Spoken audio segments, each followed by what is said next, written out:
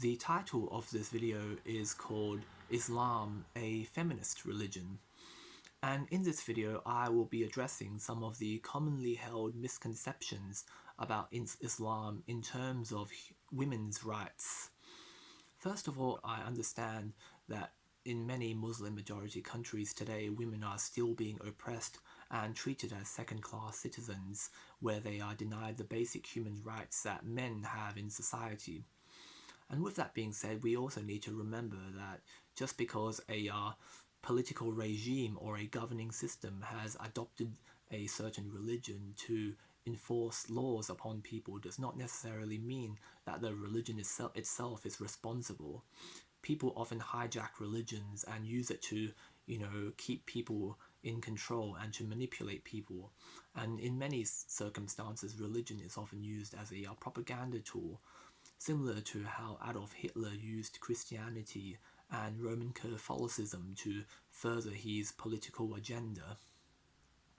And we also need to remember that, Muslim countries and Muslim people are not perfect, and humans are corrupt, and humans make mistakes, and often humans, misquote or misuse religion as a means to further their own selfish ambitions or selfish desires. Now, with that being said, I would like to move on to the Islamic perspective on women's rights. Now, I would like to open up with a quote by the Prophet Muhammad, peace be upon him, where he says, "The best of you in character is the best to his wife." And in other words, basically, the way you treat your wife is a reflection on who you are as a human being and your character. Today, I would like to give an example of, our female empowerment through the life of the Prophet Muhammad, peace be upon him. Because we need to remember that if we want to address a particular religion, we should not, base our knowledge on what certain politicians do. Rather, we should focus on, the prominent figures like the founder or the patriarch of a particular faith, and along with it, the source materials, such as the Qur'an and Sunnah, and the life of the Prophet Muhammad, peace be upon him. Now, today I would like to talk about the first wife of the Prophet Muhammad, whose name is Khadija.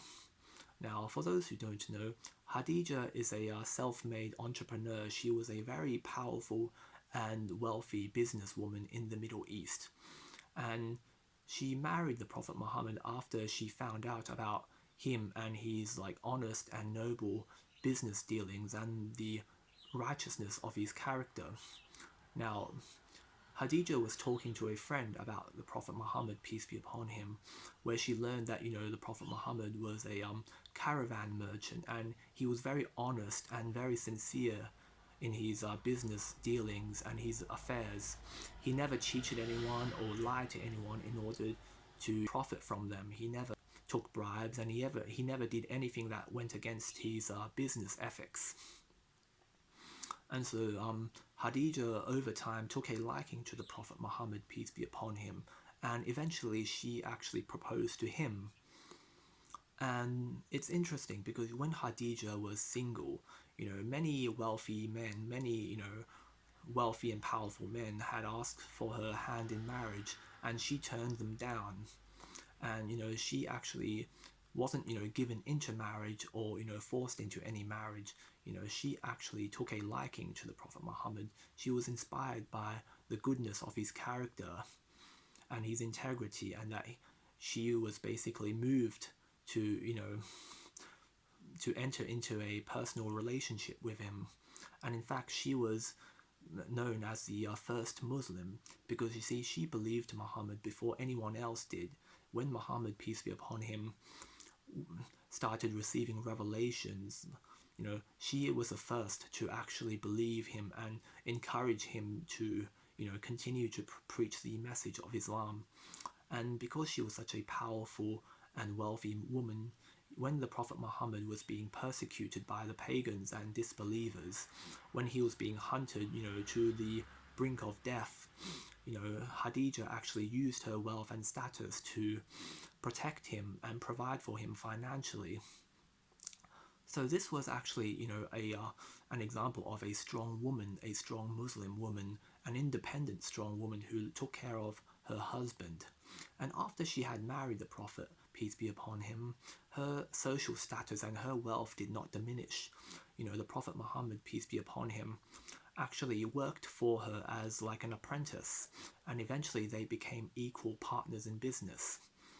And they both supported one another and helped one another. So this was like an honest and sincere give and take relationship. Their relationship was both personal and, intimate, personal, and professional at the same time.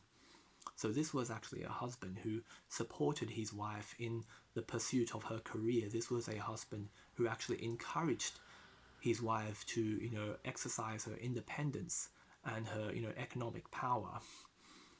And, Khadija was not subjugated. She was not oppressed.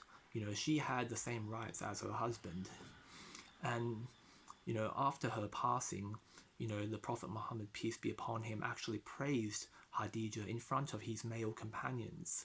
He actually spoke very highly of her as if she was still alive. And she talked about her as being the pillar of his life. And he mentioned how, his first wife Khadija was not replaceable, and that, she believed him when nobody else did, and that she was actually the one who got him through these difficult times when the Muslims were being persecuted and, being hunted down by, all the neighboring tribes. Khadija actually took care of Muhammad and the other Muslims. He actually provided for them.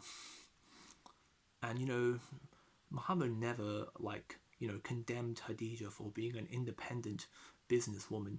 He never condemned her or put her down for being, the successful, strong woman that she was.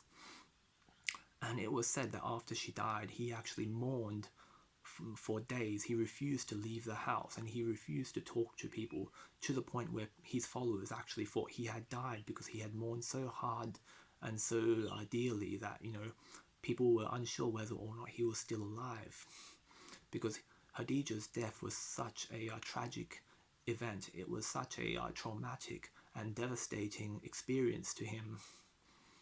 After looking into this, I actually found this very powerful and motivational. This was an example of, how Muhammad treated women. This was actually an example of how he wanted Muslims to treat women. He praised his wife in a time when women were being treated as, accessories and belongings, in a time where women were being sold into marriage and sold into slavery. Muhammad actually gave honor to women. He gave women the rights to marry the person that they choose and to divorce their husband if they were being mistreated. And at the same time, he established that men and women were equal. And at the same time, in a time when parents were burying their daughters alive, Muhammad actually spoke of how women were precious and that they were equal members of society. With that being said, that is just an example of, female empowerment in an Islamic context. I'm still doing some research on the Qur'an and Sunnah at the moment, and I don't have all the answers yet. But when I do, I'll be sure to get back to you.